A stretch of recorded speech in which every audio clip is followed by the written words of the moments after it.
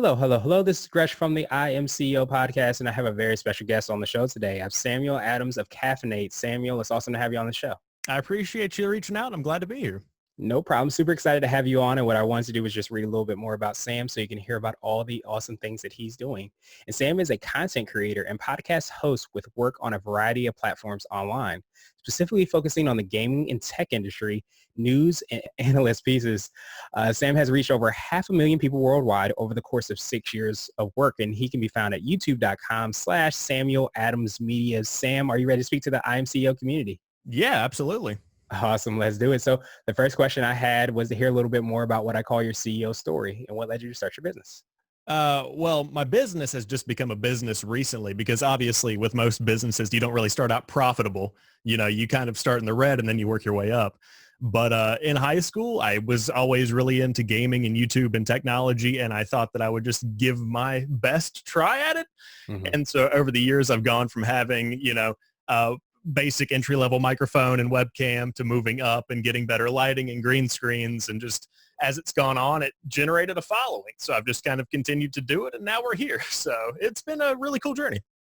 Yeah, absolutely. And I think that's, one of the reasons I wanted to start the podcast was right in line with, different ways that maybe, 10, 20 years ago, you may not have been able to create a business, but having the opportunity to be able to create content, be able to take some of the things you're passionate about and be able to build a business and build opportunities around that's been absolutely huge. Yeah, absolutely. Because especially with the, growth of stuff like Twitch and Mixer and YouTube itself, where all these various platforms give you a platform to share a message of any type. This wasn't possible even in 2005 when YouTube began.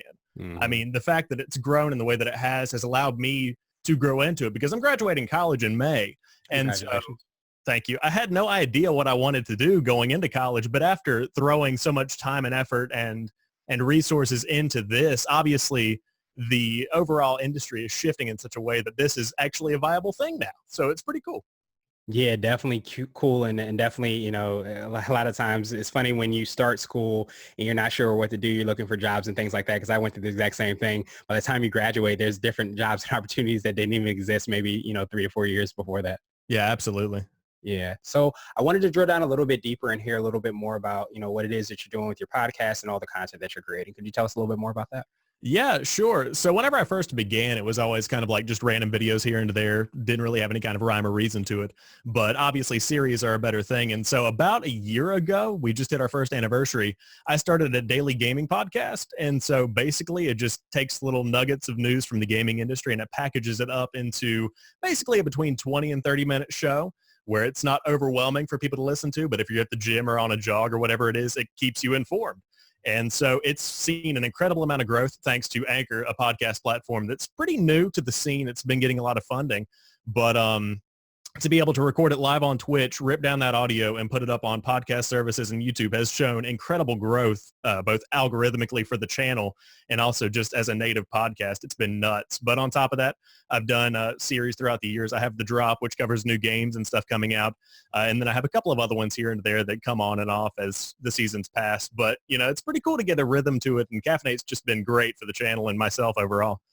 Yeah, absolutely. And is there, there's different platforms that focus on different aspects of gaming? Is there like a specific genre or is it just any aspect of gaming? It depends. Obviously, I cover more in my own shows, the stuff that's more like if a stock fluctuates or if there's a company that shuts down or a new company that starts up with founders from another previously successful developer, publisher, whatever it is. I don't necessarily talk about what the best guns are in Call of Duty or, what's happening in Fortnite. I break down the science behind the gaming industry and how it works and what specific moves mean for the future of it because I'm a very business-oriented guy. And so I love that. And it turns out that a lot of people love that. And there's a giant lack of that kind of content out there that people are really looking for. So I found my niche. So. Absolutely. I love that. And everybody's always looking for the niche and the opportunities because that's usually where those happen, where somebody's not covering it and doing it at that level and you get to kind of come in and create that. Yeah, for sure. Yeah, there's a lot of gaming podcasts out there, but there are some that don't take it as seriously as it could be taken. Not that obviously gaming is always just about fun and entertainment, but at the same time, there's a lot that can be analyzed. And that's where I've found my thing. So it's been pretty fun. Nice, nice, nice. And now I wanted to ask you for what I call your secret sauce. And you might have already touched on this, but this is what you feel kind of distinguishes you or your organization and makes you unique. What do you think your secret sauce is? I think that I have a pretty good blend of being somewhere between a novice and a professional in what I do. I still maintain that kind of, guy in his bedroom that makes videos kind of thing. But on top of that, you can take it to the next level with complex thoughts and genuinely deep discussions that a lot of people don't normally touch on.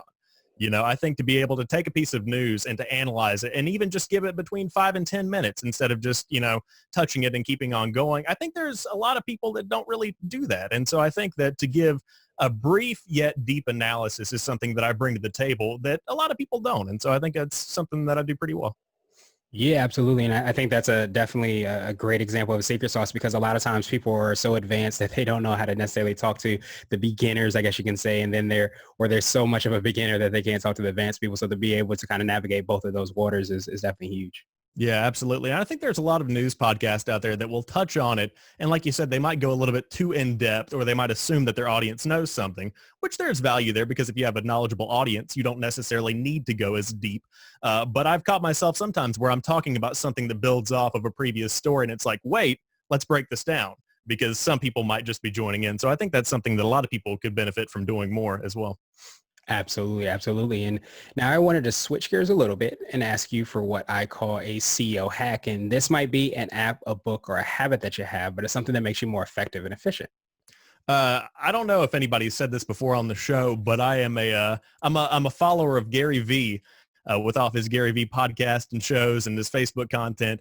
And I take a lot of what he says to heart. Of course, there's a lot of vulgarity in Yeah, what Gary Vee tends to it's throw out. funny. Yeah, whatever you're about to say, I was like, let me get the bleeper ready. Yeah, no. But the thing with Gary Vee is that although it is, laced with profanity, there is a lot that he does right and that he approaches everything from a very business savvy perspective.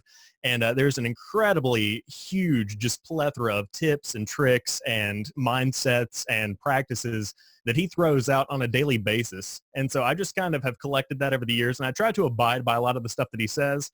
But I think the main thing that my hack would be is just following his stuff and then looking at also online guides that help maintain a balance of work and life. Because as somebody with a small business, it's difficult to not get sucked into it to where you wake up and go to bed and you've filled your entire day with that kind of thing, especially in the comfort of your home. It's incredibly tempting to work constantly. And so I think it's a good way to strike a balance between that and use your time efficiently. Yeah, absolutely. And I know Gary Vee talks about this a lot, or he touches on this a lot about, kind of creating a business for what you want, understanding what your goal is. And I think that you kind of touched on that, where if you want to have that work-life balance, you can create your business a certain way. But if you want to work, 25 hours in a day, then you can definitely do that as well. Yeah, absolutely. And I mean, it's something where I can turn that on if I need to. Like if I have contracts with companies that reach out to me to make videos, I can work for 14 hours on these videos and then I can turn that off and not do anything for a couple of days because I run it that way. And Mhm. it's been nice to be able to kind of figure out a good balance, but also not become lazy with it. I think there's also a temptation. Absolutely, absolutely. And now I wanted to ask you for what I call a CEO nugget. And this is a word of wisdom or piece of advice, or if you can hop into a time machine, what would you tell your younger business self? If I could hop into a time machine and I guess first I would take a picture and be like, this is what actually happens whenever you keep making videos. But I think the one nugget that I think I could share with people is that even if you don't realize it, the lessons that you're learning while you're creating whatever you're doing, whether it be any kind of small business, whether it be a podcast or an online, content creation group, whatever it is, you learn so many valuable skills that can be applied in so many different areas of life. Even just as a perfect example, before I began doing all the podcast stuff, I had a deep Southern accent and wasn't great at public speaking. And now I'm giving my commencement speech at my college graduation. And Oh, it's like awesome. that kind of stuff. I wouldn't be doing that if it wasn't for this, if it wasn't for this. Like you can learn so many things through just life experience in creating a small business and being a CEO. Yeah, absolutely. And it takes a lot of guts and courage sometimes to do that and to understand that it's part of the process. And like Gary Vee talks a lot about documenting and documenting, not creating, but documenting the process. But understand that, Rome wasn't built in a day. That's not just a cliche. That's something that's real. Yeah, absolutely. And I mean, you can look at any content creator, myself included, and go back to where I was starting with, like I said, a terrible camera, terrible mic, and I was terrible at presenting things and talking. But you grow through the years and you grow through these experiences. And that brings a lot of value to any business and any kind of thing like that at all. Absolutely, absolutely. And I know you touched on this, but I wanted to ask you my absolute favorite question, which is the definition of what it means to be a CEO. And we're hoping to have different quote unquote CEOs on this show. But I wanted to ask you, Sam, what does being a CEO mean to you?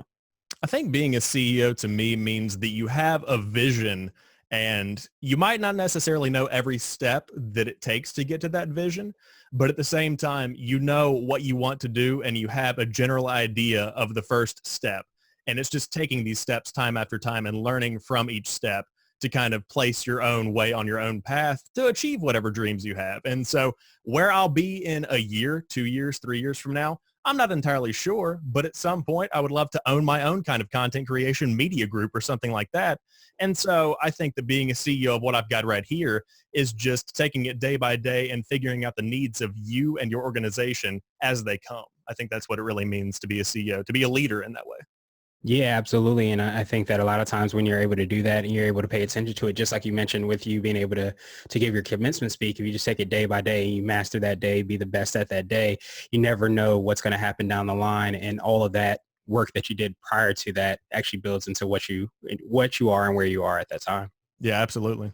Awesome, awesome, awesome. And I appreciate your time again, Sam. What I wanted to do was pass you the mic, so to speak, just to see if there's anything additional you can let our readers and our listeners know, and then how best they can get a hold of you. I think that the best additional piece of advice, additional piece of content that I could give is to always, take care of yourself and ensure that you are grinding, but not grinding too hard.